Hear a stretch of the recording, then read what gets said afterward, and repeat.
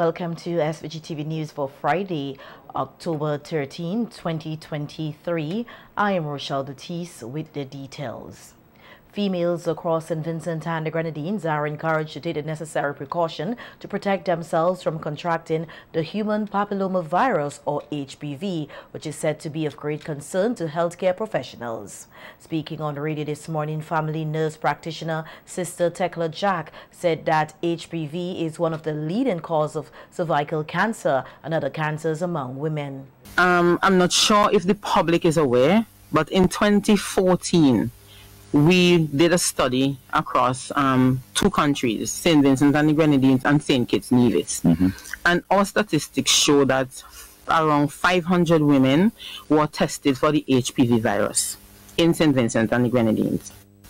109 of these women were tested positive for the HPV 16 and 18, which are the ones that cause cervical cancer.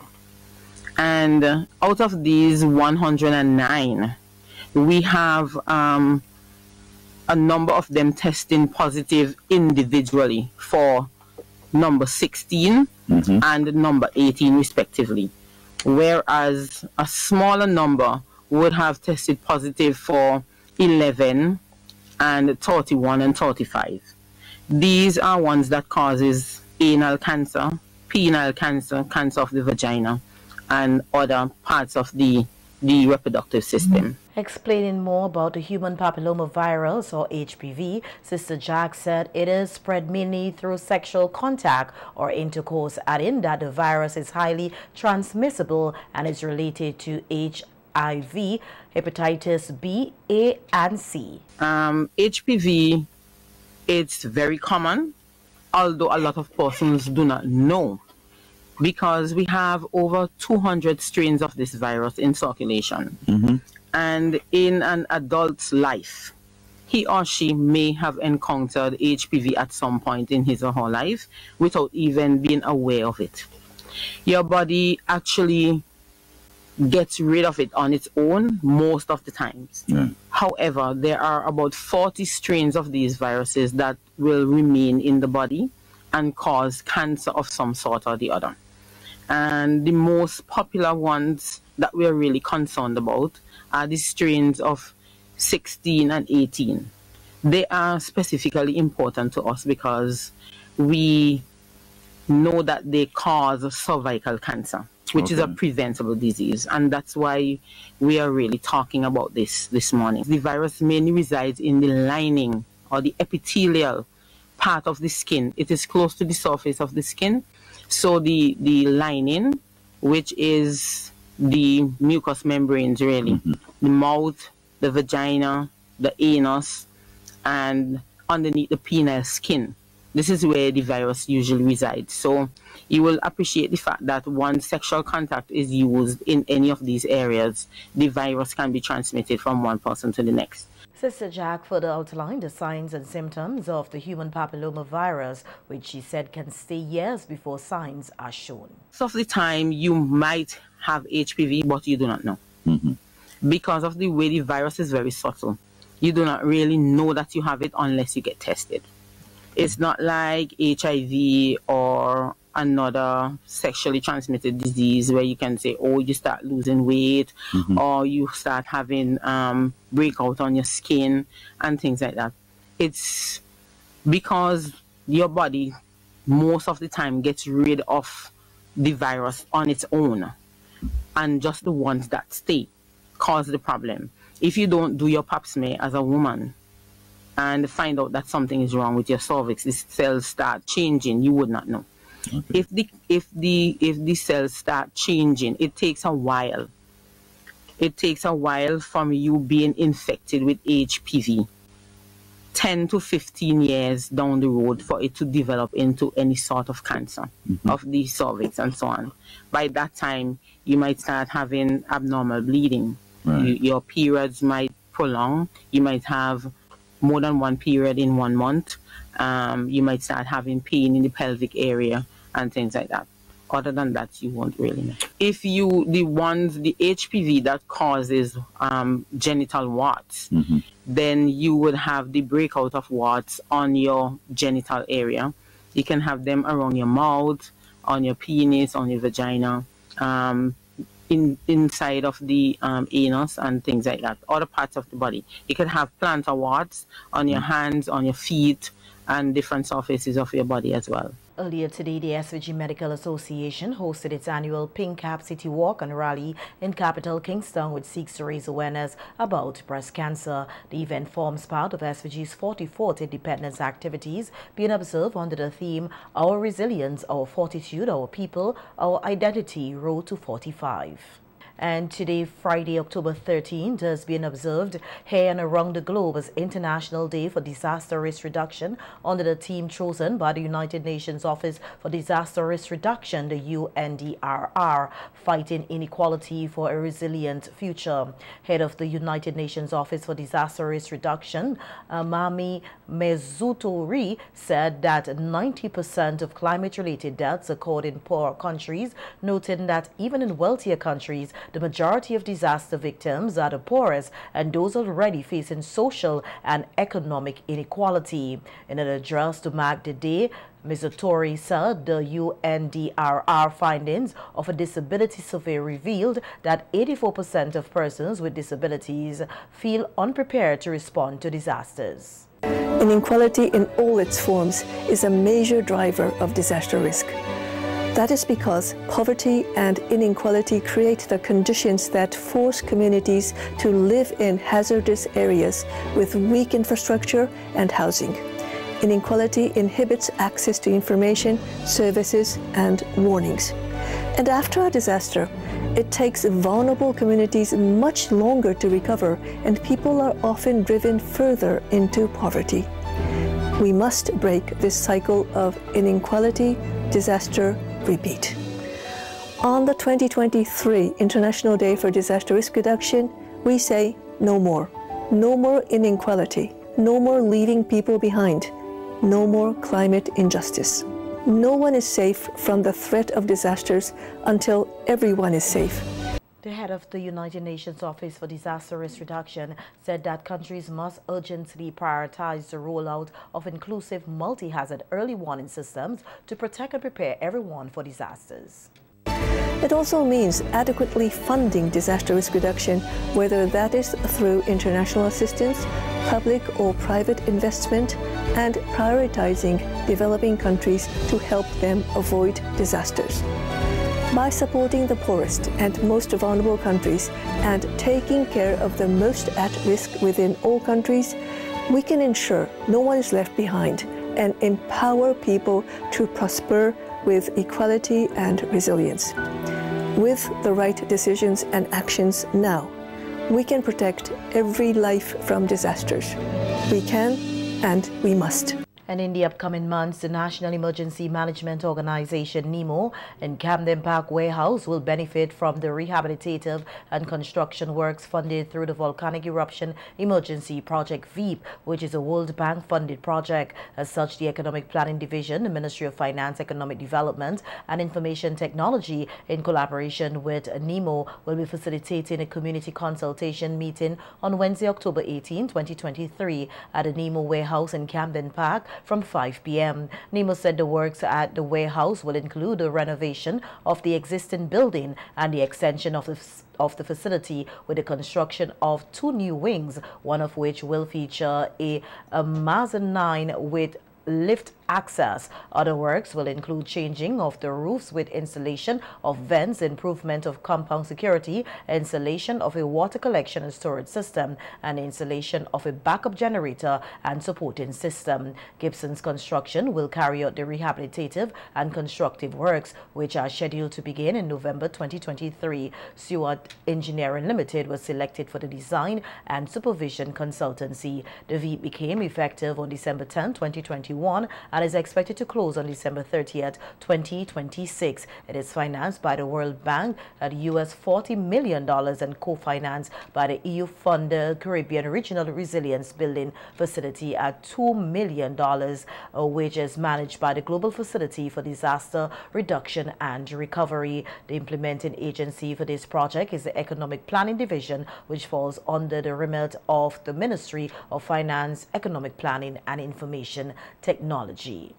In other news now, we hear as the digital transformation process continues to take root here in St. Vincent and the Grenadines, people doing business with the Commerce and Intellectual Property Office, CIPO, now have a digital single window through which they can conduct their business without stepping foot into the office. This through the single window web portal activated by CIPO as part of the digital transformation project. Additionally, CIPO is also offering the point of sale services which persons who are visiting the office to make payments can utilize. We can accommodate e-payments via our platform. It's ecipo.gov.vc, where all our customers can go there and be registered and select any of our services, file online, make the payments online, and the office will respond to you via email. So it's a very efficient and effective service. You can also come to the office, and if you don't have cash, you can utilize our point of sales terminal and make the payment there. Registered CIPO Lakeisha Caesar Tony said they have been making attempts to serve customers in a very efficient manner. She says that although persons have been using the systems, some are hesitant to do so. I think we have to do a bit more work with them, but they have been utilizing it. I may say we get probably 10 transactions per week using the point of sales terminal, and seeing that the e-filing platform is very new, we have a lot of individuals that have been utilizing it to register their business names, but we're also encouraging the attorneys and the accountants who make a lot of bulk filings to utilize the platform. So we have communicated to them, and we're waiting to see, what will happen next. The online or e-commerce payment system now in use at CIPO allows anyone transacting business with the department to do so from wherever they may be in the world. Here that the government of St. Vincent and Grenadines is currently working on 4 bundles of projects to upgrade infrastructure through funding from the Saudi Development Fund. Speaking on NBC Radio Face-to-Face program earlier this week, Prime Minister Dr. Ralph Gonsalves gave a breakdown of the projects to be undertaken. 4 bundles of projects which we are discussing now. One bundle is called Integrated Resilient Infrastructure Project, involving feeder roads, river defenses, coastal works, and the Argyle infrastructural works. By the sea now, there's some things to be done there. Well, some road works and some other things, including something by the river, the mouth of the river and the like. So that's one bundle. Enhancement of sporting facilities, the bulk of which has to do with the improvement of the Annisvale Sporting Complex and on the Sir Vincent Beach Stadium. The Argyle project, as I say, is $12 million, 12 million US, 30-something million EC. The Prime Minister further added that the government will carry out repair work on Coast Guard facilities, police stations, and some primary health care facilities across the country. Housing infrastructure, home repairs and reconstruction project. We have a significant number which we are asking there for. In EC terms, it would be over $40 million. Because I'm very concerned about the climate change damage on houses. We have a tremendous improvement in the housing stock. But there is a portion, a section of our people who are having difficulty given the cost of repairs and the like. As part of efforts to crack down on criminal activities here in St. Vincent and the Grenadines, the tint on motor vehicles will be regulated. On WeFM's Cop Chat program yesterday, Sergeant of Police Dwight Lewis highlighted a summary of potential changes which are present in the first draft of the new legislation. Lights, so the visible light transmission to the vehicle. So for the front windscreen, should be, well, maybe 70%, 25% for the side lights, the two front side lights, 35% for the passenger and driver windows, 20% for the rear windows, and 20% for the back windscreen. Right, so 70% of visible light transmission. So there should be 70% light passing through the window. Sergeant Lewis also noted that officers will get the necessary training to use devices that will assist them in skillfully inspecting tints on motor vehicles across the country. We call a light transmission device. So officers would be trained in the use of that. That can be used daytime and nighttime. So they can spot it on the vehicle and they can tell the percentage, right? It also speaks about the exemptions as we discussed before. It also speaks about the defects to windows, windscreen. So you shouldn't have any crack or any other like they call it again. Unnecessary stickers. Unnecessary stickers. Graphics, etc. Graphics, etc. No tint with bubbly surface. They should be smooth. Two of the main important rights of a girl child is the freedom of speech and the right to safety. And with this in mind, panelists on the VC3 Roundtable talk program on Tuesday evening discussing the issue in commemoration of International Day for the Girl Child used the opportunity to urge females across St. Vincent and the Grenadines not to be afraid to speak up and ask for assistance. The panelists include a director of Marian House, Jeannie Oliver, young leader Marika Batiste, Child Development Division in the Ministry of National Mobilization, Camille McIntosh, and representative of UNICEF, Nicole Trudeau. Whatever you want to tell me. No, right to a name. And that means if I want to take my father's name and my mom and dad not married, that I have a right to his name. First thing, right to nationality. Yes. Right to speech, freedom of speech. Yep. The UNICEF, the United Nations, yeah, the Convention on the Rights of the Child speak to that. Yeah, I think yep. The right to have safety, to be safe, yeah. To have the right over your body, your well-being, you know, both your mental health and safety as well as your physical. And of course your academic, making sure you have access to education, you have equal rights and exposure to that. There's a lot of larger rights in regards to honoring that they're worldwide, but I think specifically in St. Vincent, those are some of the ones that are really raised, as particularly a right to safety over self. And health. Right to health. The right to health. Make certain that when the child is born, you take the child to the clinic, they get their shots, right? And you follow up on that, not just when they are babies, but you follow up on it. And when they get into primary school, from preschool going to primary school, you have to update the shots that they get in order for them to be able to enter to the primary level. The panelists urge females also to look out for each other and not to be afraid of reporting any incidents of violence or abuse. Lots about the right to protection of children. And we have the Children Care and Adoption Act of 2010 where we have mandatory reporters.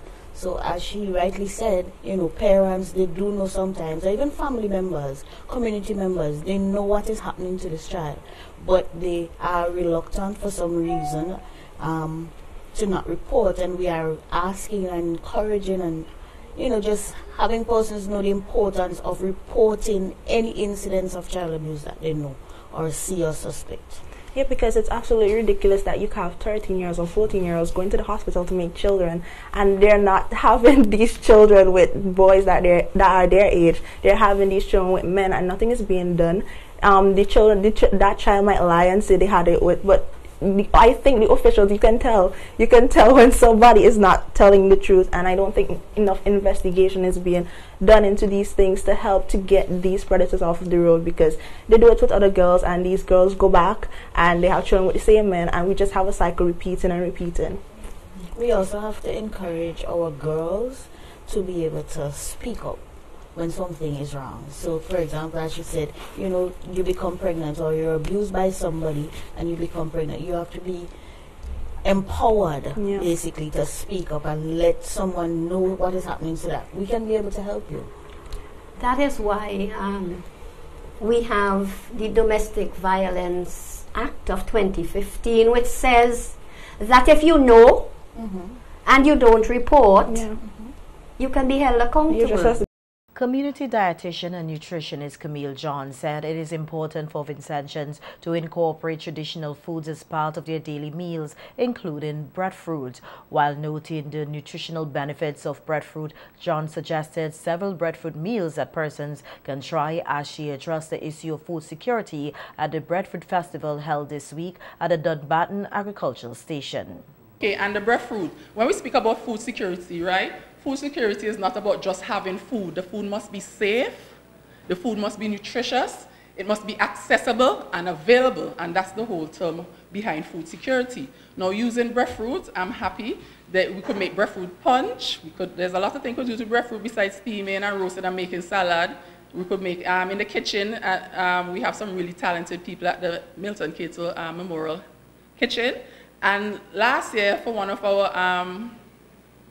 our activity, we actually used the breadfruit and we made breadfruit balls, and they were very scrumptious, right? Something I never had before, okay?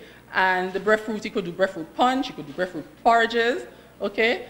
And there's a lot of things you could do to the breadfruit. The breadfruit now is filled with vitamin C, and you guys know what vitamin C is good for?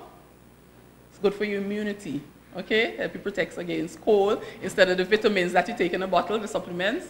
John encouraged persons to start a backyard garden consisting of vegetables, which he said is important to avoid non-communicable diseases such as diabetes. Yes, we complain that foods are very expensive, the healthy foods are expensive, but we need to go back to the land and plant these stuff, because as the numbers shown, before we used to say diabetes and high blood pressure were old people diseases. Now they're affecting, I have patients as young as 2 with diabetes, right? Patients as young as 10 with high blood pressure. Okay, so I want everybody today, kids, parents, grandparents, auntie, try to go back to the land, try to eat more natural, right? Versus I know everybody's out working and it's very hectic and it's easy to pull something that you just pour and heat.